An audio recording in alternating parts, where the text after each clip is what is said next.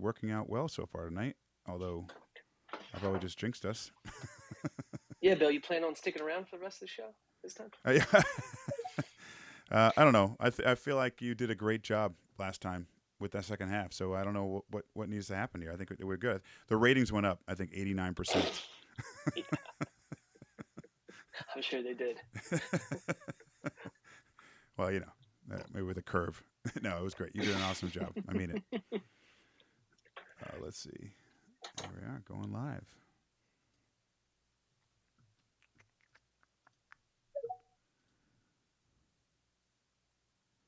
All right, for those joining us in right now, we're about to start in about, I don't know, half a minute here. So stay tuned, stick in the show, and we'll kick things off in a second.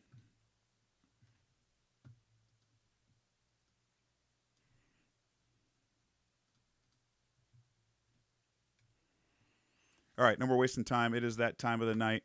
It is 9 o'clock Eastern time. Hello and welcome to U.S. Rugby Happy Hour Live. Thank you so much for tuning in. Happy Hour Live brings you interviews with some of the biggest names in the U.S. rugby scene. And tonight we have U.S. men's rugby on our minds. U.S. men's head coach Scott Lawrence and USA scrum half and Toyota Cheetah for the second time, Ruben de Haas, join us tonight. If you're listening in live on Facebook, YouTube, or LinkedIn, you can leave comments or questions in those chats, or join us over here on Twitter Spaces on the mobile app on your phone, and you can even ask your own question of our guests live tonight. Also, if you're not already following us, please do so at Eagles Overseas and Rugby Morning to get updates on future shows and news about USA Rugby, Major League Rugby, and much more. I'm Bill Baker of Eagles Overseas, and fresh off his voice-cracking appearance on the Rugby Pick'em podcast, John Fitzpatrick. What's up, Fitzy? I had a chuckle. That was good. Well done, Bill. Nice intro. It's going to be a show like that tonight, huh? It is, right off the bat. I immediately thought of the Brady Bunch episode where one of the kids loses their voice during a sing-off. I think it's the show. I don't know. Maybe I'm dating myself. You are dating yourself on that reference, Bill. Big time. All right. Well, none of that then. Hey, so I don't know. Did you watch any of the U23 women's match tonight? I did. I was able to watch a little bit while my family was also watching Harry Potter. So. Oh, nice. It was like a picture-in-picture. Yeah. Well, I was actually, it was a 24-5 loss to Canada. I felt the game was closer than the score showed. USA, no lack of physicality in that match. I mean, there were hard hits left and right. But I am a little worried about injuries to May Sakapolo, who we know is heading off to Leicester Tigers soon, and Sirena Volano, I think her last name is, of Chicago Lions. They both went down late in the match. But what stuck out for you, Fitzy? There's some good play out there. There was. It was a physical game, as you mentioned. And, yeah, I agree with you. I don't think the score really reflected the effort and the performance that the U.S. U23 team put on. I think there were multiple times. I forget in the beginning there, the woman who had that long break nearly got over Susan. the line. She converts that one. That one scores. I think that changes things a little bit. But, good. Just one for fans to be able to watch that on the Rugby Network, right? Awesome opportunity and a showcase for that program. Yeah, and I saw a number of people in the crowd that are familiar to me from the Free Jacks matches. So good crowd. Free Jacks put on a good environment, good rugby watching environment. It's a nice field. I think you mentioned Susan Adegoke of Life University. She's a spitting image of Nia Tapper. I think she has so much skill, and she set up that USA try at the end of the match. And then Etty, who was heading off the Sale Sharks, not heading off, is returning to Sale Sharks, played really well in the Sooners as well. I mean, very physical. I think they're going to do better on Sunday against Canada. Yeah. I just think Canada just got them a little bit on the outsides too much with maybe with their speed. I'm not sure. Canada's a strong program. I mean, from their senior side to 23, it's a fierce rivalry. So yeah, I'm looking forward to Sunday. A little rematch. Yeah, I think some podcast friends of ours would call this Canada Hate Week. Where are those guys? Bring them back. We don't do that. I know. All right. With that said, man, let's get into it. Our first guest is waiting here. I couldn't really write something witty for him because I know it's a lot on his mind, which I think is a lot on my mind also. But let's just say he's preparing for his first matches at the helm of this team. Let's all welcome USA Men's Rugby head coach Scott Lawrence. Hey, Scott. Hey, guys. Thanks for having me on again. If you were to write your own intro, what would it be? Here comes the most uncomfortable guy in podcast history. Oh wait, I thought that was me. Yeah, wait. All right, that's good. That's good to know. All right, so you're down in Charlotte. It's slightly warm down there, 92. Although the weather app I read today said it feels like 93, so that's much important. How are you doing with the heat, and more importantly, how's the team handling it? I'm a veteran. I've been in Georgia Yeah. for over 20 years now. So, you're used to drinking air down here. And I think, the players in general, they've struggled. I think as they should. But we're going to Bucharest, and it's 100 degrees and Ooh. pretty close to the same humidity right now. So it's good preparation, and I think they're taking that in stride. They know we're in the right environment to prepare them the best we can. So that's been good. Yeah, I'm glad you brought that up because when I moved to Atlanta years ago to play, well, not to play, I moved down there and then I played. It was like chewing air. It was just so thick. But so keep it going. I was going to suggest maybe training at 4 a.m. where it's going to be 75, but don't do that.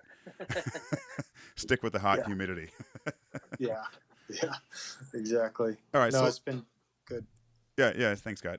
So let's get into it. Camp in Charlotte. Let's talk about your goals with this camp. Anything specific, or more about the team building and training together? Are you training for any specific team you're facing next month? We want to install a new game plan into the team.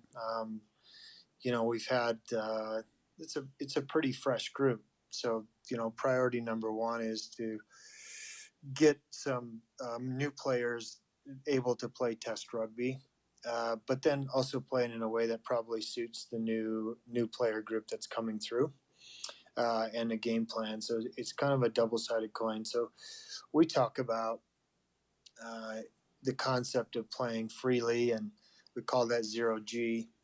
And we're just trying to get this young playing group to get maximum minutes in 0G, if that makes sense. So our benchmark is when we're playing the way we want to play, we're playing free, and we're able to play what's in front of us a bit better.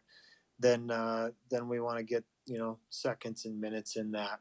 And so when I think about the goal, like I don't know if you've heard, we tied this year to Project Mercury, and Project Mercury, every single mission went a little bit higher, a little bit faster, spent more time in space, and orbited the Earth more times. And, so we've kind of tied that to these 3 games, and that's really what we want to do. We just want to go a little bit higher each game, more time in 0G, playing freely. So I know that's kind of touchy-feely, but that's it. It's a very simple metric for us right now. Well, Scott, I love that. I love that term 0G. Was that you who came up with that, or was that just the concept the team kind of developed together? Myself and Jimmy Harrison, the analyst, came up with it. And, I tell you what, the space program gives you a heck of a lot to be proud of, and a lot of material to work with, Yeah, absolutely. Very aspirational. And, speaking of, you mentioned some of the fresh new players in the group. I think I read somewhere something like 18 of the 33 players that have assembled for camp have not earned a cap for the men's Eagles. Yeah. Was that in part to shake things up, or perhaps maybe trying to include some players that maybe just didn't have the opportunity in the past? It was a bit of what you talked about there, but also circumstance. So we didn't have a Reg 9 window. So the players from abroad were not released from their clubs for this, which afforded the opportunity for some players to poke their head through and be a part of the assembly. And we had 14 guys who were in the pool who were injured during the MLR season. So I think those things are, injury is a natural part of sport, but I think that allowed us to do that. Now, if I had an absolute, the shot that I really wanted, it probably would have been a little bit lower number so that we had the right mentorship and experience in the team. So now that mix is a little bit tilted, but we've adjusted by really having a strong, we call it a co-pilot program, which is a strong mentorship from current internationals and down to younger players, and then that mentorship will extend into the U20s going forward as well. Oh, that's very cool. So it's kind of like, a younger player gets paired up with an older player, kind of show them the way, talk about what it means to play for USA Rugby, something along those lines. Yeah, it's a bit about the meaning. We talk about the values of of this program, our love, work, and energy, and so it's, what does that really mean? Those are nice words, but what does that mean in your actions, and how does that look like? So that's part of it, but it could be as simple as, hey, where do I find the training film? How do I get my laundry in? Because I'm missing my socks the next morning for training.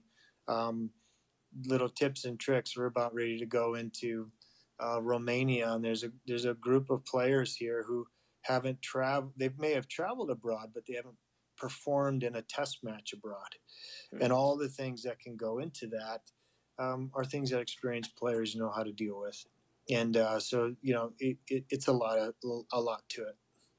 Very cool. Yeah, and I want to touch a little bit on maybe some of these MLR rookies, or guys that have maybe just come out of college, right? So they've got a year under the belt now. Colin Gross, Sam Gala, two in particular. So drawing on your experience coaching in college at Life, and then assistant coaching with the U.S., and now as the head coach, are those players proof of how the college game maybe has grown here? Or let me rephrase that. Do you feel like the college game is being played at a higher level than, say, maybe 5 or 10 years ago, enabling some of those players like a Colin or a Sam to try and have an impact in the Eagles camp? Definitely, the college game has gotten better. That's for sure. Over the last 5 to 10 years, I mean, the guy I hope you guys don't overlook is a kid that we pulled in just for development because we wanted to see, and that's Eric Storty from St. Mary's. Mm-hmm. And Eric's in camp, and he's doing really well, and he's going to be one for the future. So, I think to answer your question directly, yes, the collegiate game is getting better. I think there are some areas that we can do even better with the collegiate game. And I'd like to see us be better about the number of foreign players that are playing in the top programs. So there are a limited number of programs that are fully funded, and obviously, selfishly, I'd like to see that money spent on American players that want to play for the Eagles and play in the MLR someday. So I think that's it, and with that, guys, comes really solid Reg 8 education. So Reg 8 says if you're in the country for 5 years, you become eligible. So it's that, and it's around eligibility. And there's a bunch of stuff that goes into it that we're working really actively with, not only the collegiate game, but also the MLR on how to provide better pathways. Listeners, just a quick update for you. If you'd like to come up here and ask Scott a question, or a second half guest of Ruben de Haas, you can do so on the Twitter mobile app on your phone from the bottom left of the screen. Go ahead and click that. We'll get you up here as soon as possible, and you can ask your own question. Scott, what I've been really curious about, and looking at this player pool, I'm really curious what the process is like when inviting players like Tomas Abadi to camp. Players who have maybe capped for previous countries like he did in 2018. Well, last time in 2018 with Italy. But, is it as simple? I'm sorry to say, is it as simple as sending a text, say, hey, what are you doing this summer? Well, when you think about Nick McCarthy, who's come here from Leinster, and you think about Tomo, these guys have been knocking on our door for 2 to 3 years. Tomaso in particular for two years, and so it just happened to be an opportunity in that Bryce Campbell has had knee surgery, and we'll be back for the September series, and So Tomo was available. Tomo was a natural fit, so he got his crack. And so I think we're not. At least I'm not. I mean, I don't want to speak for others, but I'm not out actively looking for people with U.S. eligibility around the world and begging them to come play for our Eagles. I appreciate the fact when a guy says, "I really want to represent the United States." My grandfather was, a U.S. citizen. My parents, I was born in Boston. I really want to do this, and these guys are very persistent in following up, and and responsive. So those are the guys we've got now. And that falls in line with your mindset of you want players who want to be here, who want to wear the USA uniform. Yeah, I would, I wouldn't last very long as a coach, but and maybe I won't. I'm still, this isn't a done deal here. So, No. but I'd rather lose every game, but have players who that love the jersey. It's just, I had a strength and conditioning coach that said something to me. He said one time, some guys know how to make John Deere, some guys know how to do Massey Ferguson. I'm a Massey Ferguson guy.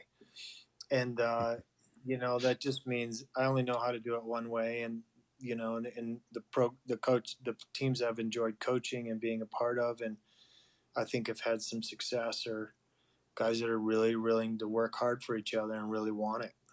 And you can do a lot with that. And talking about players who are, big supporters of the USA system and really want it. A number of veterans just announced their retirement recently. You're looking at Will Hooley, Ryan Mattias, Dina Waldron announced it officially today. Will Hooley and Ryan playing extremely well at MLR this past season. These aren't easy shoes to fill, are they? No, they're not.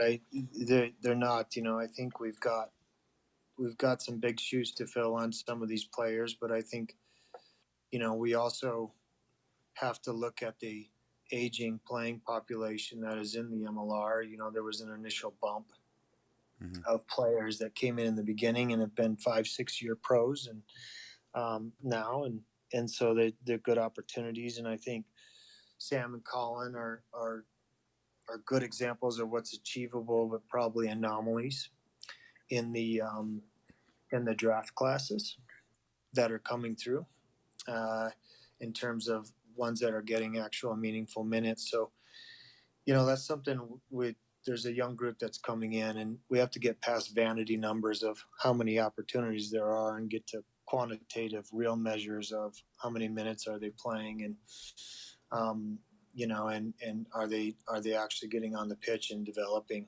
if we want to fill those shoes.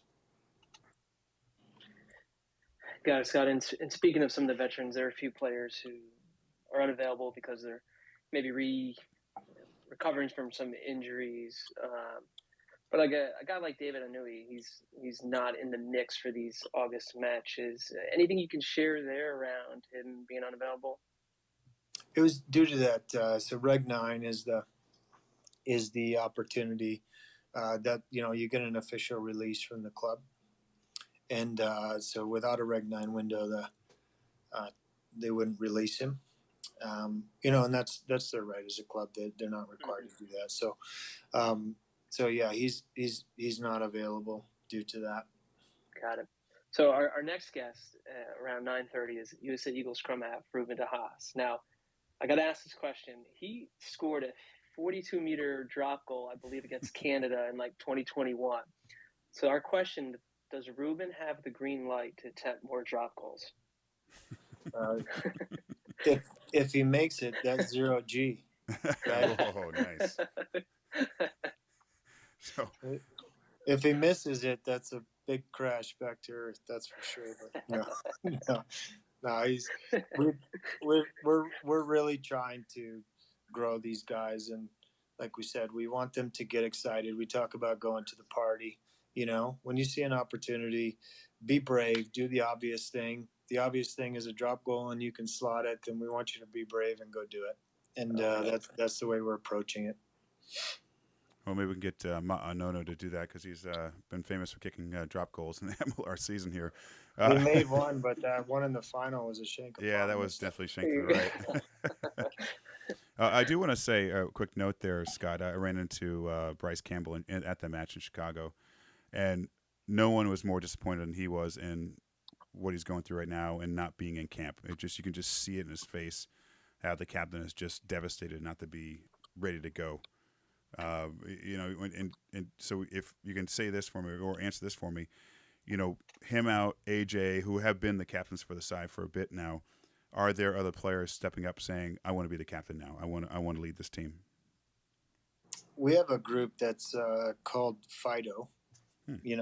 Along with the theme. So, there's some guys in there that have been a part of this group for a while now. So, like Nate Osberger is a great example. Mm-hmm. Dylan Fawcett is in that group. Greg Peterson is in the group.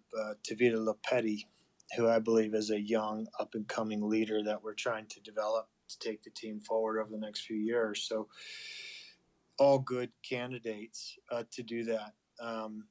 And our captain will come out of this FIDO group. And I think we've got for me, it's better to have a good core than just a good captain.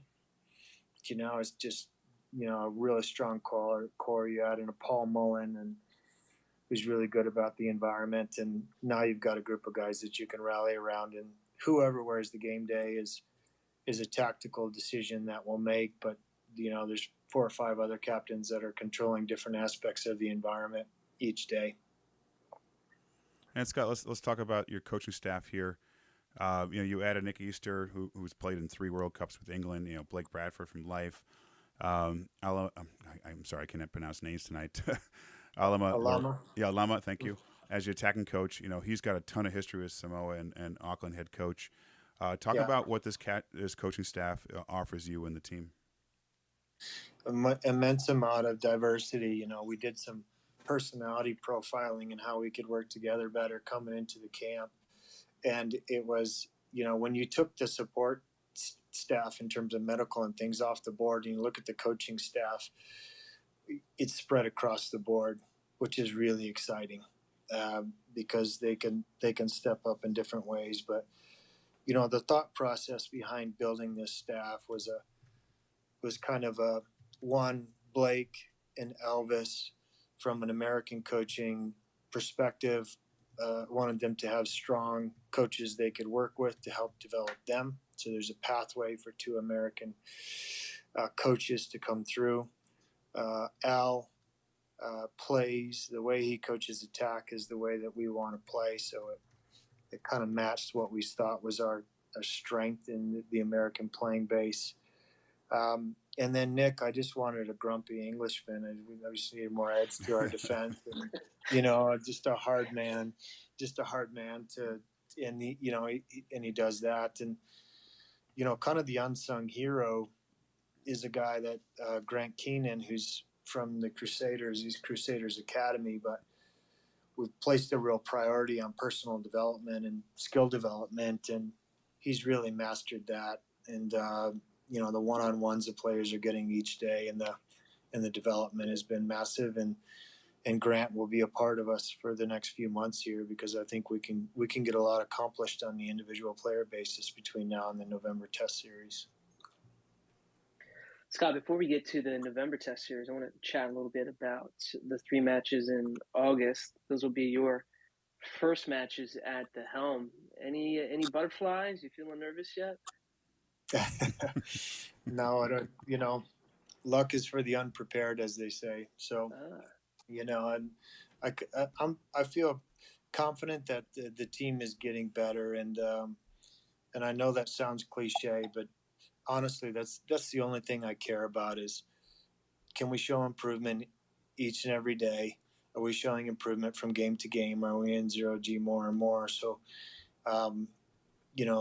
I think the coaching staff joked. They said, my pulse never gets above 105. So, it's just kind of really objective about it, and I think I know where we are, and just set expectations accordingly. Yeah, and the 3 matches are against squads, right, that have qualified for the World Cup in September. So I guess, you feel like the team has, or maybe the players have something, say, extra to play for or prove by having a good showing against these teams that have qualified for the World Cups? Maybe like a chip on their shoulder, so to speak. Maybe some of the guys that came out of the qualifiers last year, they might have that a little bit. I think if you just go back to the squad mix with the number of new players in the mix, I think a lot of them are just trying to earn the respect of each other and of the jersey right now, as a priority. That's the general feeling I get, but it's probably down to a player by player basis. Mm-hmm. Yeah, and certainly results are an easy way for fans like me and Bill and others listening to measure or compare, stack up. But are there, outside of wins and losses, are there certain elements you're looking for / hoping to accomplish in this 3-match series? So, I think it's to embed. You have an idea of what your game plan is, and then it starts to take live fire. So I think it's really sharpening what is at the next level of detail, what the American game plan is. So we walk out of that. That will give us a real profile for the players that will be part of squads going forward. So that's the one objective. The other one is around setting the identity of the Eagles environment and creating the environment that's going to create ideal Eagles going forward. That if we can lock that in over the course and we're consistent in maintaining the standards of that environment, then the right players will come into it. That's what we believe. So again, those are hard to measure, but at this time in where we are, that's the objectives. Listeners, again, we have about 4 or 5 minutes left with Scott Lawrence. If you'd like to ask a question, you can go ahead and request in the bottom left of the Twitter mobile app. You have to be on your phone on the app in order to talk directly to us, or you can leave a question real quick on YouTube, LinkedIn, or Facebook, although it looks like Facebook's not working, but that's okay. Scott, let's talk about pathways. Let's talk about the U20 program right now, 0-3 and what's going on now, but could easily be 2-1. Those are close matches. How would you rate the team's performance so far? Yeah, I had a call with Kyle today, and we were just talking about it's time to let the just enjoy this last one, let the boys play. Mm-hmm. Take the lessons from this. We haven't been in that tournament in 6 years. I think you can't replicate going to Kenya and playing that many games in that short period of time, no matter what simulation you run in training. And so that 6-year gap had an impact on the team, and it was very much expected. The only thing we really asked of Kyle this year was qualify, improve the team, which I think has happened. Mm-hmm. By the fact that they were really, like you said, had a really good shot, had a lead to beat Uruguay, and Uruguay's in the final, right? So that they're not far off from where they need to be, but really take the lessons, get the core together, build relationships with coaches that are going to provide players, and set ourselves up for the next one. Ultimately, I want these guys to win that thing in 2025. So we're kind of on a 3-year build here with that program, and we want to get to the Junior World Championship, and we want to stay there. Nice. We're with you on that one. Let's go for that. All right. Listener question. Alistair, are you there? Alistair doesn't want to be there. There he is. Oh, there we go. Struggled to find the mute button there. Yeah, I just had a question about, you're coming from the MLR. You were a coach in the MLR. Now you're coming to the national team, and I'm really interested in how your perspective has changed with that transition. And I'm curious to know, how has your view of what MLR needs to do for the national team changed as you moved from an MLR coach with an MLR coach's concerns to the national team coach with national team concerns? Yeah. I think I was a national team coach, then I was an MLR coach, and then I'm back to being a national team coach again. So we kind of approached it from that perspective. I think the the big thing is we just have to respect the fact that this is, the relationships that exist in between unions and professional leagues. It's a multiplayer game, multiple owners, and everybody needs to act in their own best interest. That's the way the game works. So I don't expect um, the MLR to help USA Rugby. I expect the MLR and USA Rugby to help each other, and that comes through the form of, and these are the conversations that are happening. Is on a regular basis, and where we're moving is we want a good player base in the MLR. The MLR needs a good player base. We want to qualify America's One and go to 2027 World Cup. The MLR wants the same thing. We have the same goals in mind, and there's now more traction than there's ever been. So I don't know if I answer your question, Alistair, because I wouldn't say MLR, you need to do this. I would say we need to have an integrated pathway where the MLR is part of the pathway, not running alongside it. And in order for that to happen, we need to look at, from our perspective, USA Rugby's perspective, more development of players, so that they can play at the standard of the league today and feature more often. And we need to look at things like U.S. eligibility, and are we really recruiting guys that mom or dad or grandpa was from the U.S. but they have no desire to be an Eagle, and we need to be looking critically at those things. So there's a lot of that goes into it at the moment. Scott, do you have time for 2 more questions? Of course. All right, let's go to another listener. Let's get Adam Adamson. How you doing, Adam? Hey guys, thanks, Coach. Really appreciate the leadership you showed with the U20s, getting the fundraising going on that, and putting together a good runway for those guys. So really, kudos to you on that. A question from the outside looking in: the men's national team has had kind of a hodgepodge of matches over the last 4 years, ever since the ARC ceased to exist. Can you shed some light on what that process is to get matches scheduled for the national team? And then going forward to 2024, do we have the announcement yet that there is going to be a formal competition that the men's Eagles will be part of? Thanks. I'll hang up. All right. Yeah. Good question, Adam. And you've highlighted something there in terms of inconsistency. So we got to build a commercial product that people come to. That's part of it. So that we can, stand on our own 2 feet commercially, which helps the performance, and performance helps the commercial. So consistent fixtures against consistent opponents where rivalries can be built is a key piece of that. So the way the process works is there's certain agreements that are in place. So there's an agreement with Scotland, for example. So we will play Scotland next year in July. That's an agreement that's got a 3-year runway. And then now we're going with World Rugby, working through the concept of a tournament next year that we expect will be ratified in September, and which would give us at least confidence on the number of games and who are playing for the next 2 years.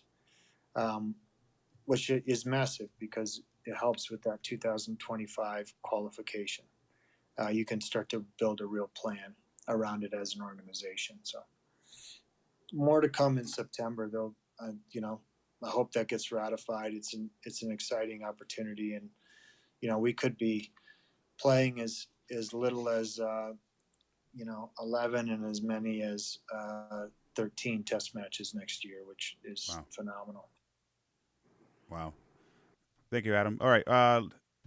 Let's go to one more question. I'm going to get up here in a second because I had another one waiting in line and he dropped out. But we can go to Jaden Clark as soon as he gets up here. Hey, Jaden. How you doing? Can you guys hear me? Yeah. Oh, okay. I just had a question for Coach real quick. Knowing you came from the MLR, like in the American grassroots scene, how do you feel like the MLR, you think that's headed to like just grabbing college player, or you think it's trying to still grab like guys like that's playing for like competitive, like, clubs, like semi-pro clubs still? Like, what direction would you say you would have to go for that? Yeah, I think the MLR teams are incredibly open in terms of their academies and bringing guys in. I think um, the collegiate game maybe has a bit of an advantage because there's a draft and there's a formal process and a player pool that can go in. So, I don't know if you're asking me how you would get a look, but I would say it's if that is the question, then it's you got to do a bit of self promotion. Um, you'd have to get yourself into one of the more solid MLR academies, and they're always looking to pull players through. Um, it's not a lack of desire to find players, if that makes sense. Yeah, thanks for the question, Scott. We really appreciate the time you've given us tonight. I know you're a busy man this week, next couple of weeks. Good luck heading out overseas. When's that? In 2 weeks from now? Saturday. Okay, sorry, 3 days from now. But yeah, seriously, thank you so much for joining us, giving us your time. Again, I know you're a busy man. Great information for us, and also great questions from the listeners. So thank you again, Scott. Yeah, my pleasure. And don't keep Ruben on here too long. He's got a big day tomorrow. So That's right. Training at 4 a.m. right now. All right. No promises, right, but we'll guys. do our best. Thanks, Scott. All right. Thanks, Scott. Thanks, guys. All right. With that said, you heard the coach. Let's get right to him. We are extremely lucky to have on tonight because he'll soon be in South Africa returning to the Toyota Cheetahs. And I think right now it's about 3:35 a.m., so I don't see him staying up that late for us once he gets down there. So let's all welcome USA Scrum half Ruben de Haas. Hey, Ruben. Hey, guys. Can you hear me? We can. How are you? Yeah. I'm doing well. How are you? I'm good. So we asked Scott the same thing. How's the heat? How you handling the heat down there? Yeah, it's been tough, but it's been good. Good. By the way, I spent some time in Charlotte, so if you want a tour of the NASCAR museum, I'll take care of you. I don't know if that's a hot start or hot a tourist place for the USA team, but still, I'll take care of you. Thank you. All right, Ruben, let's get into it. Let's talk about this camp. Other than location heat, how's it going? How's the camp going? And is anything different about this camp than your past camps? Yeah, it's been really good. I must say it's been enjoyable. Coach Scott's probably talked about it. We've had a lot of new faces in. The energy's up, and the boys are we're working hard every day. I think the intensity it's a lot higher than we've probably been used to, and we've got to spend a week now together, going on our second week, so it's been good.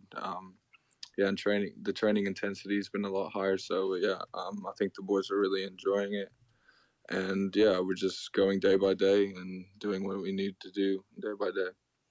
And we've been looking at analyzing the player pool. Fitzy and I have not worked at all this past week, just going over the player pool. But this if you look at the scrum halves, there's only one other one listed. I know with Nick McCarthy, who hasn't capped yet for USA. I know there's others that can slide in if needed. Even Mitch Wilson, I think, did so last year. You're not old by any means, but do you feel an obligation to be like the senior guy out there and maybe take Nick under your wing? Yes and no. I mean, obviously Nick comes from Leinster, which is a very successful club, and the guys he's played around, like James and Gibson Park. So obviously it's just a new environment for Nick. So just trying to make him feel as comfortable as you can, or make him feel comfortable coming into camp and like getting to know him. So I wouldn't say I feel like I need to take him under my wing, because obviously he's been playing high level rugby. So, but just like him and I have chatted a lot about what we think about this and that on the rugby pitch. So it's been really good being able to connect with him, and it's been amazing having him in camp. Ruben, for the camp that's going on right now, is there a bigger goal, say, that starts now? For example, the 2027 World Cup, or are you guys focused really here on just preparing for Romania, Portugal, and Georgia? Obviously that is there, but I think for us at the moment, obviously a bunch of new guys in camp, and we're all trying to get to know each other. And I think the most important thing is how much can we squeeze out of every day. So I would say that's been my approach, and I think that's been a lot of the guys' approach.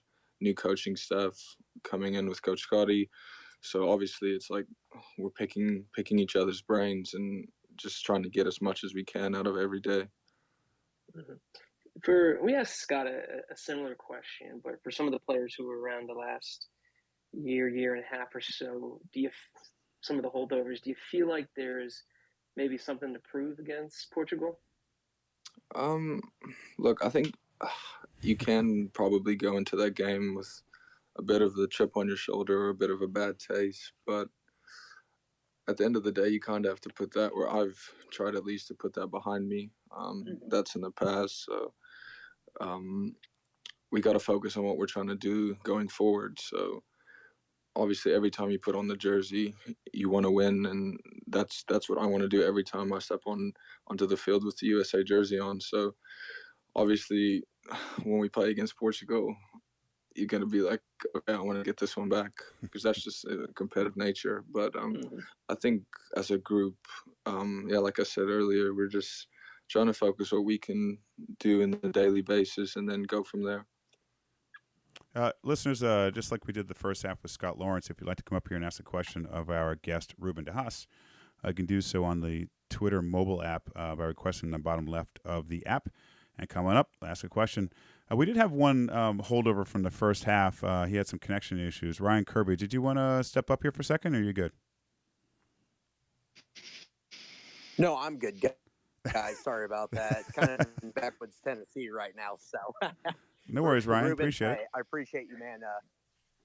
Got a quick question for you, if you don't mind. No so worries. I know getting into the season, I know a lot of players try to, write down their personal best and try to, see if they can achieve over those during the season.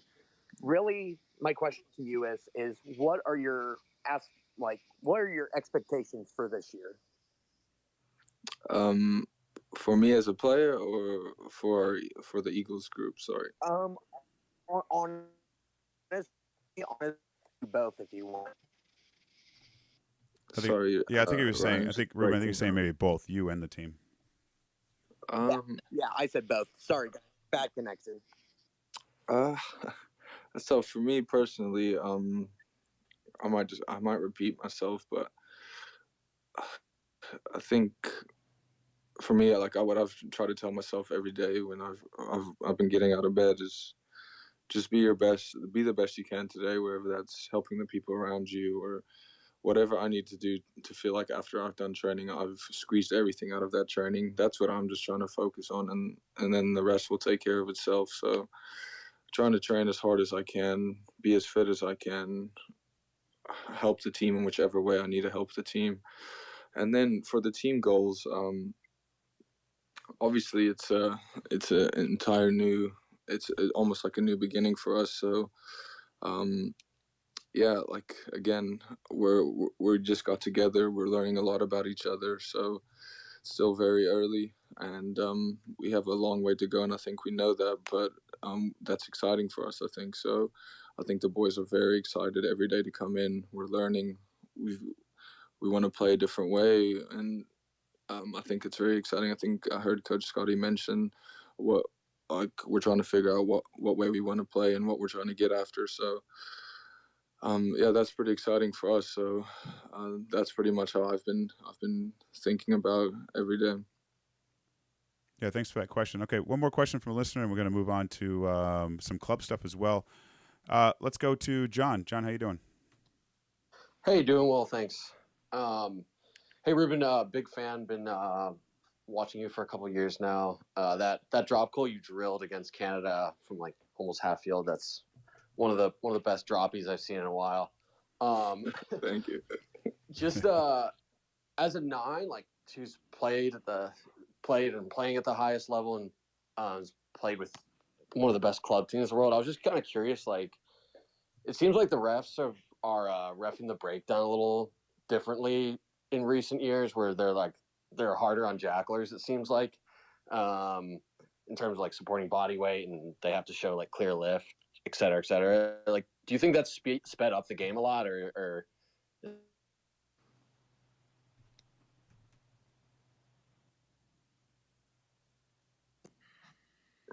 I don't know if you Sorry, caught that. Yeah, I don't know if you caught that, Ruben. I think we lost John there, but did you get enough out of that? I heard part of the speeding up the game with Yeah. the jackal. Sorry. Yeah, I was just curious if you feel like the game's been sped up with the way the refs are like officiating the breakdown now and being like tougher on jacklers. Tough question, but I think the breakdown is a very hard place to ref, so it does get very technical. Yeah. But I think they are always trying to speed up the game. So like you see with the clocks after a try, like the conversion clocks and things like that. So I think they're always trying to find ways to make the game a bit faster, which is a good thing. But yeah, I think the breakdown is a very technical and difficult area to referee. So I'm not sure if it could lead to more penalties or less in the game. I don't really know. It can go either way. So I'm not sure if it is working or not working. John, great question, and Ruben, I got to ask a quick follow up because John mentioned the drop goal, and we asked Coach Scott, does Ruben have the green light to kick more drop goals? And I'm paraphrasing his words here, but essentially, I think he said, so long as you guys are playing free and playing 0G, you've got the green light to kick more drop goals. So, can we anticipate some more 42-meter drop goals out of you? We'll see. We'll see. He's not calling it, Fitzy. He will not. I don't want to reveal the game plan quite yet. Yeah. All right, so Ruben, let's talk about the second. Obviously, news came out about you a while back. You joined the Cheetahs again, but we'll talk more about that club specifically. But generally speaking, you've been involved in various diverse systems in your career. The South African side in the Cheetahs, Saracens, obviously an English environment, and then with USA and also some MLR. I mean, can you talk about some of the differences in these systems?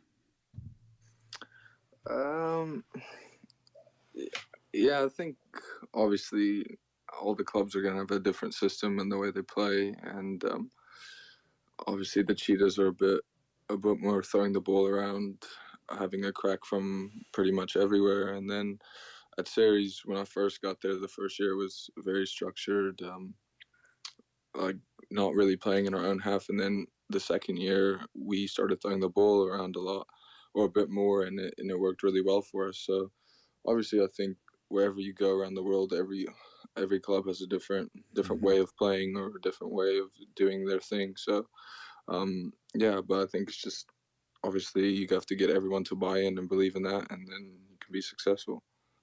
And speaking of those environments, you were fortunate to play and compete with and against some global superstars of the game. You're looking at Fronstein, 88 caps, South African.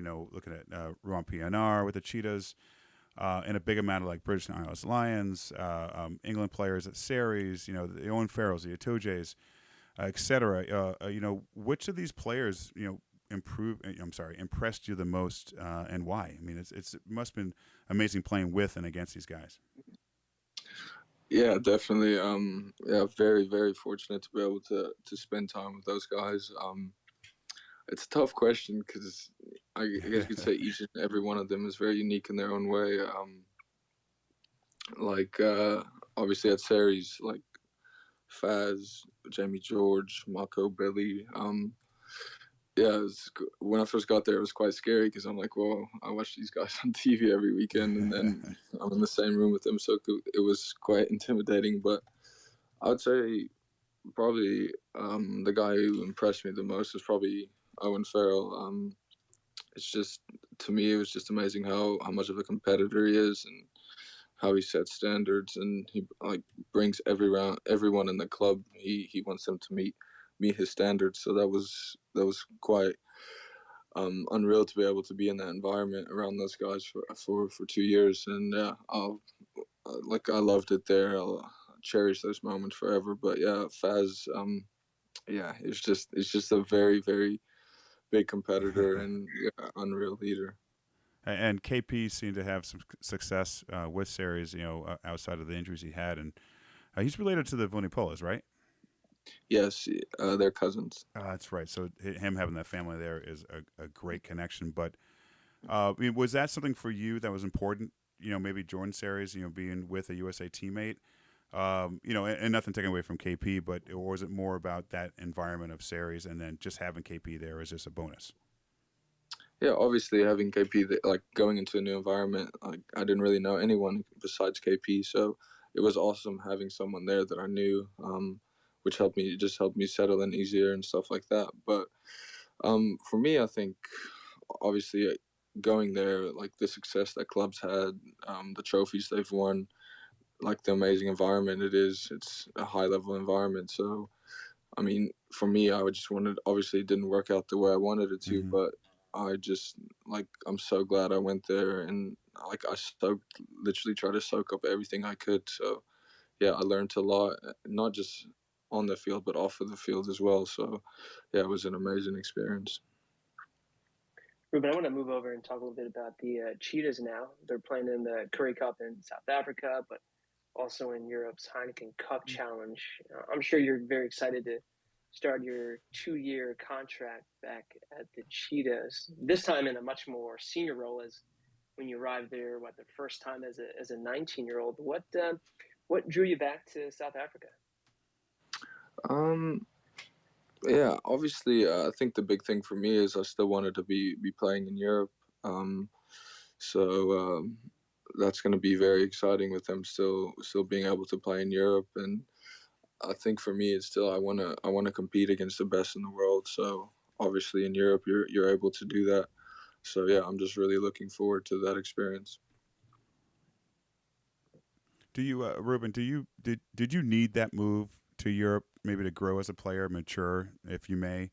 So now with your return to to Cheetahs, will give you maybe a better opportunity to help lead the team, maybe a tad bit older and wiser. I think 100%, or I wouldn't say 100%, but I think I learned so much at series that I can take with me for the rest of my career. So Mm.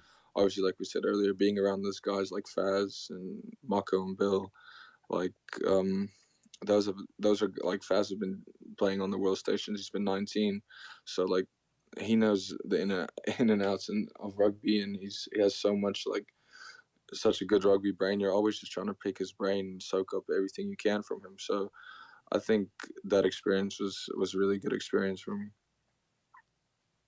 Yeah, we mentioned the Heineken Cup Challenge there, but I guess maybe do you feel you have something extra maybe to prove or extra motivation when you face those European clubs? I think starting in early December. I wouldn't necessarily say I have something to prove, or I would just say for me it's just being the best I can. Obviously, I felt I haven't been playing my best rugby over the last few series with the Eagles. So for me, it's just being able to get back to my best, and yeah, I'm just trying to do that by making sure I get everything I can out of every day and trying to get back to my best. Yeah, I'm gonna jump over real quick and fans, we were really excited a couple of weeks ago in MLR when it was announced that you're going to join the Houston SaberCats at the end of the Premiership season. I feel like you were literally about to hop on a flight after the Saris win in the Premiership final, but then it seemed like you never were able to link up with Houston. What happened there? I did try to come over and play a few games, but I think there was a window. I had to play so many regular season games before the postseason, and we couldn't make that happen. Okay. Because there were definitely some shenanigans from other MLR teams going on. Not going to name names or say anything. But, those rules aren't followed. Come on. I tried. And just another question, from your experience in playing in MLR, what feedback do you get, say, from your friends playing in the MLR? Like, what do they say, and how are they experiencing playing in the league? Yeah, I think the boys love it. Obviously, we've seen how it's grown, and like I think it's been amazing to see how guys that have been doing really well in the MLR are now coming into the USA camp, which is which is amazing. So I think the MLR is just going to benefit us a lot. Guys that are playing good rugby are getting picked for the Eagles, and at the end of the day, that's what you want. Everyone playing more rugby, and yeah, if they're playing well, get them into Eagles camps. Listeners, we got about 5 more minutes left with Ruben de Haas. If you'd like to come up and ask a question, you can do so on the Twitter app on the bottom left corner. You can request to get up here, and we'll get you up here as soon as possible. Ask a question. When you're done with your question, we'll just send you back down. No offense. We're just trying to clean things up for us people who are doing this whole thing. So with that said, our buddies at Scrum of the Earth. Hey, guys. Hey, how you doing? Good to see you. Good. Ruben, quick question for you. By the way, thanks for taking the call. Last year in the Challenge Cup, I think Fitzy just mentioned it, the Cheetahs were sort of an invitational team and managed to get 2 wins, but that was 2 wins more than Zebre. It was 2 wins more than Perpignan. It was 2 more wins than Bayonne. And that was without having a single home game. You basically were itinerant, or the Cheetahs were itinerant throughout that whole competition. This year, you're going to have some sort of home base. Is that going to make a big difference for you in the European competition? Nice, David. Good question. Yeah, I think it will, but obviously it still won't feel like home because I'm pretty sure, or I know it's going to be in Amsterdam if I'm correct. So I don't think it's still not going to feel like home, but obviously it will be nice to have a base where we can train, spend time together, and then we won't have to fly. Let's say, like last year, they probably had to fly the weekend before, spend the week there, and then fly to a different place. So it'll be nice to just be there, take a 2-hour flight wherever we have to go, and it won't be such long flights. So logistically, it'll make it much easier for us. But obviously, it still won't be like playing in Bloom. Yeah, Amsterdam. What could possibly go wrong? Well, I don't think the pitch is in the red light district, so we're fine. Not yet. Thanks, David. All right, let's go to Alistair. Hi, Ruben. So there's a lot of new players in the USA Eagles pool this time around, and I'm just kind of curious, who has surprised you the most of the new guys in the pool? Which ones have you thought, oh wow, they're way better than I thought they were? Obviously, I don't want to say, oh, they're way better, because obviously you see these guys playing in the MLR, and you're like, okay, they're doing well. But man, we've got Footy, the winger from Seattle. He's came in. He's really impressed me. Obviously, I've seen him. You watch these guys playing in the MLR, and you're like, wow, you never really know, are they US eligible or not? And obviously, it's amazing for him to come into camp. So him, even Line Latu that I played Stars and Stripes with when I was under 17, came over from the Raptors. So just guys like that are first-time campers, and to be honest, they're just been doing well in training. So yeah, it's just really amazing to see them in camp. Nice, thanks, Alistair. So we're going to wrap it up here in a second here, Ruben. I know I think Scott said that if you're not in bed in 3 minutes, you're not playing next week. So we got 2 more questions for you. I want to talk about the Cheetahs here again. Your grandfather, father, and you have all played for Cheetahs. We all know that, and I think it's pretty amazing. 3 generations, nothing like keeping the family. But looking back a few years ago when you did make that debut, did it hit you right away how special that moment was?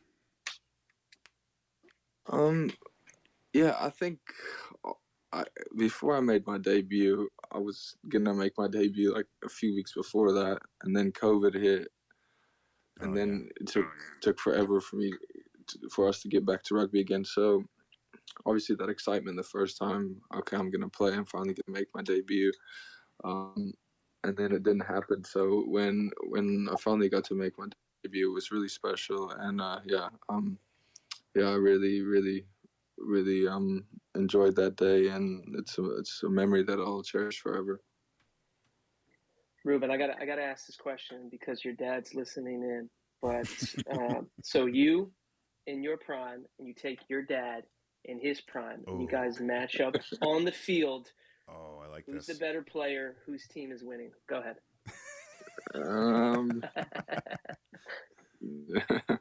I'm surely picking myself over my dad. Oh, I think the fighting Peter, words. you have a chance for a rebuttal if you'd like to step up. Yeah, I'm sure they'll talk on the back channel. I'm sure Peter will call him in like 2 minutes from now. How dare you, Ruben? Man, seriously, real quick. Now, when do you join the Cheetahs? Is it right after August matches, or when does preseason start? Yeah, right after tour, I'll be joining them. And listeners, one of the great things about these matches is there's many of them.